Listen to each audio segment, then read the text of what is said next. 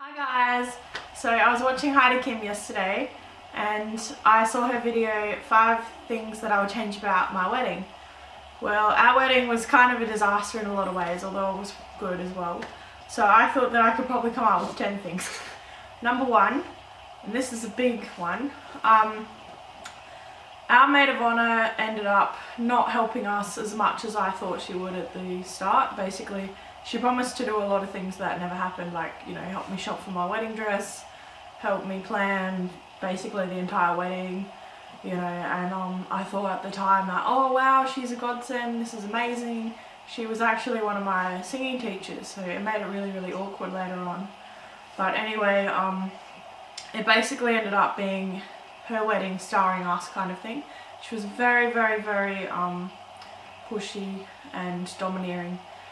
Basically, she was telling me how to wear my veil. You know, she was saying, oh well, you can't wear your veil over your face because that's just old school, it's, you know, it's not really the done thing these days. And I thought, well, it's tradition, I really wanted to do that. She was trying to tell my dad how to walk down the aisle, and he's very, very self-conscious, and it was a really hard thing for him to do in the first place. And she doesn't even know my dad that well, like pretty much at all. So for her to come in and try and tell him how to walk, you know, when he's not a very cuddly person and we're already a bit awkward being like linked arm in arm, I thought that was quite rude of her. And this was the night before the wedding, so it made him really, really nervous. She was also about 2 hours late turning up to the practice walk down the aisle thingy, you know, the night before. And I thought that was extremely rude because our pastor had come and been there for free and everybody was waiting on her to come. You know, there was people with children there that were waiting for her, and it was just totally ridiculous. The other thing is she wanted us to separate basically the bride's side and the groom's side for the reception, and me and my husband really, really did not want to do that. We were basically like, well, a wedding is a celebration of two families coming together, so we wanted everybody to be able to mingle, and she was trying to divide the entire thing into bride's side and groom's side. So we really didn't like that. In fact, she ended up changing all the tables the night before the wedding, really, really late at night, because as I said, she was really late to show up as well.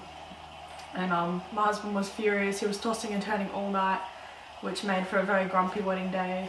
And yeah, he ended up getting the groomsmen to change the tables back in the morning. And long story short, he ended up firing my maid of honor on the wedding day, probably about 3 hours before the wedding or so.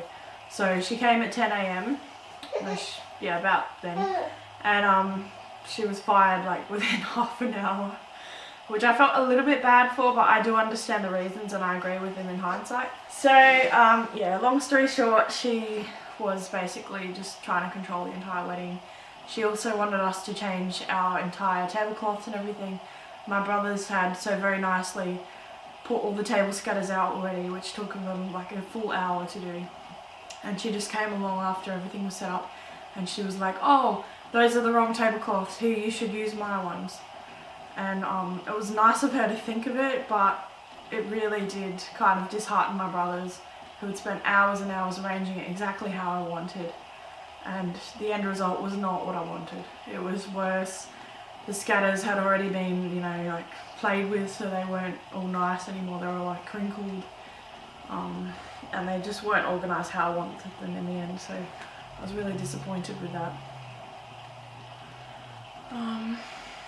Yeah, so number 1, I would not have hired my maid of honor.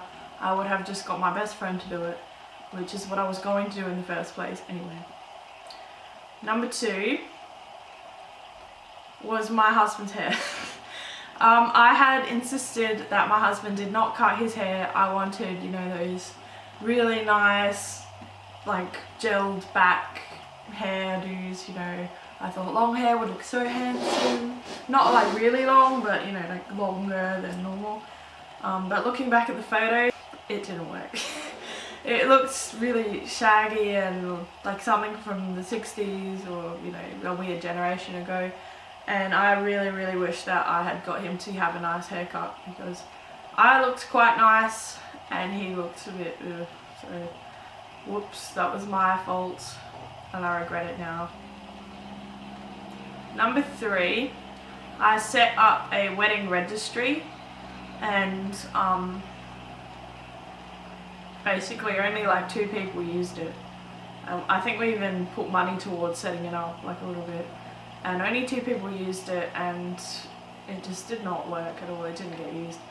So I probably would have not set that up. I would have just accepted gifts on the day, or yeah, just money, or just said like give us money, rather than set up this whole elaborate thing which didn't even really work in the end. So the reason I did that is because we already had a house full of stuff and I wanted people to know what things we actually wanted.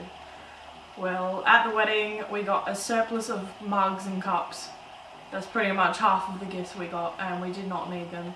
So number 4 is I probably would have maybe tried to state more heavily what things we didn't need, or so, I don't know. Just something there had to change, because we ended up getting a whole surplus of mugs, and some of them just ended up like going to friends and stuff. I just, you know.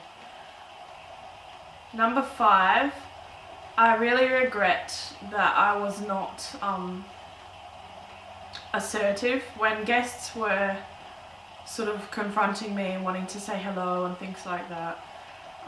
Basically all I wanted to do was sit down and eat, you know. So like there was one woman that came up to me and she wanted to talk to me for like 15 minutes. I didn't even hardly know who she was. She was from my husband's side, and all I wanted was the creaming soda behind her.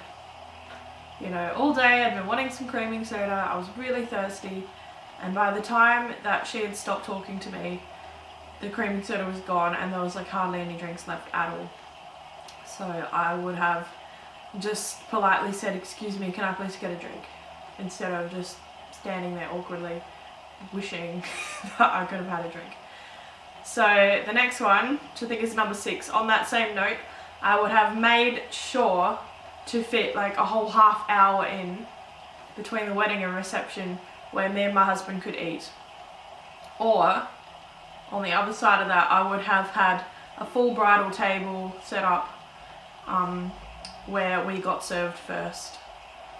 Our catering staff were quite good actually, but they did neglect to help us on that note, you know. Like they made sure I got a piece of the wedding cake, but apart from that I didn't get too much more happen with that. But they were great caterers, they just, I guess we just didn't think of that. So most of the wedding I spent awkwardly trying to fit whatever I could get in my mouth, you know, like grab that sausage roll, grab that. And then because my husband was so busy as well, he would occasionally come over to my plate and pick something off. So it was like I had my plate, which was one plate of food, like a small plastic party plate, and that was between me and my husband. So we really did not get a decent meal for lunch, you know. And it was a late lunch too. That was like probably around 2 p.m. or something like that. So yeah, I really wish that we had been able to sit down and eat a proper lunch. I did try and plan for it, but I knew that a lot of people would not want to wait around for half an hour after the wedding and before the reception.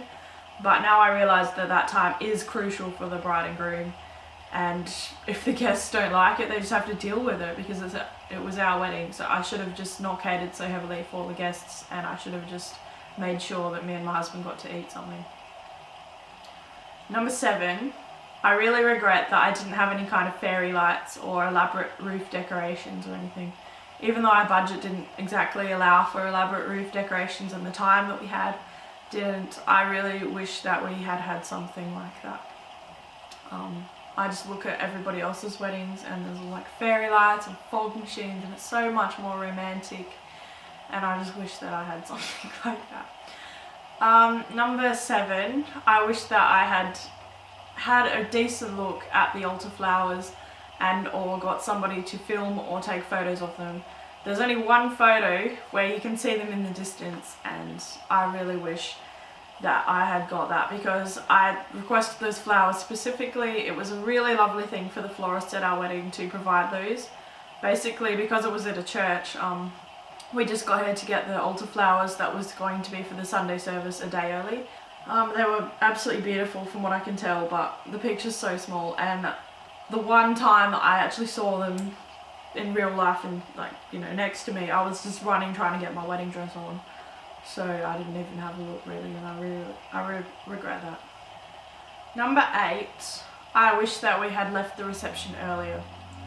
We basically spent probably half an hour to an hour longer at the reception than we had anticipated. Basically we had arranged, or we had decided in our own heads that that we were going to have a certain song played, which was Thanks for the Lemonade by Chris Rice. So yeah, but the sound tech dude obviously didn't know or didn't remember, and so there was no announcement of us leaving, so people just kept wanting to talk to us. So in the end, it was getting really late and it was almost sunset, and I really wanted to get some beach pictures in of the sunset after the reception. That was the plan. So what we ended up doing, I just pretended like I needed to go to the toilet. I just said to a whole bunch of guests, oh sorry, I really need to pee, and I just ran off. And then I just like went around the church and out the gate, because it was ridiculous. Like, people just weren't letting me do anything or leave. They just wanted to talk. I know they all had good intentions, and I'm really grateful I got to catch up with all those people, but you know, I didn't get that great quality and pictures as much as I wanted to at the end. So I wish that we had left a bit earlier.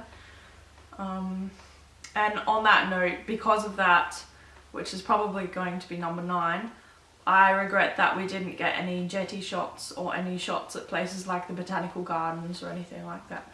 I probably should have budgeted more time between the wedding and the reception to do those things. So probably in hindsight, I would have had the wedding a little bit earlier, and then I would have had that gap in the middle. And number 10, I suppose, would be the photographs. Basically, I had a loose plan in my head of what I wanted pictures of and who I wanted to be in what groups of the pictures and that sort of thing. But I think in the kerfuffle of everything, we lost that list and they didn't end up being used. So for example, I don't think I got pictures of just me and my brothers or anything like that sort of thing. Or, you know, just me and my mum, just me and my dad. I got me, mum and dad, but I didn't get just me and mum or just me and dad. I'm pretty sure I didn't anyway. So that's something I regret. And another thing that I'll just chuck in as a bonus is I regret that I didn't have a longer veil. My veil looks kind of silly on camera. You know, I really wanted one of those like longer ones that like drip on the floor. I thought that would have been good. Although I probably would have taken it off for the beach shots, because obviously it would have got totally trashed like my dress did. But yeah, I regret that I didn't get a longer veil. The veil I did get only cost $6 on eBay anyway, but I really wish that I'd spent the extra money and got a bigger one. A longer one, I mean. Okay, and the other quick thing is that my dress, my halter kept falling off. I think it kept unclipping or something. It was a bit big. So I wish that I'd just brought some safety pins. That would have been handy. Alright, well, I'm going to leave it there. So it ended up being 12 things. But that's good. It's more help for you. So I hope that you've learned something from my video, and I look forward to hearing about your weddings down below. So leave a story about your wedding or something you're worried about for your wedding. And if you want any advice or anything, just let me know. Basically, we did our wedding completely DIY on a budget of $3,000, which we didn't go over. And we were extremely thrifty with it, and everything turned out really, really good. I'm gonna go, but I hope you enjoyed the video. Give it a thumbs up if you did. And subscribe to my channel. I do regular day in the life vlogs and a whole bunch of other cool stuff. So go check me out if you haven't subscribed already. And I'll see you in the next one. Bye.